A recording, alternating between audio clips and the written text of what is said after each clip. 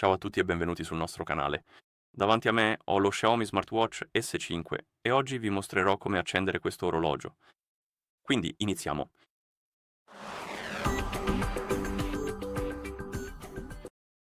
Se volete accendere il vostro orologio, premete e tenete premuto il pulsante inferiore qui e continuate a tenerlo premuto finché non vedete il logo Xiaomi sullo schermo. E una volta che vedete il logo potete rilasciare il pulsante e aspettare che l'orologio finisca di avviarsi, il che richiede, non so, forse qualche secondo. Come potete vedere, ora siamo nel sistema ed è così che si accende questo orologio.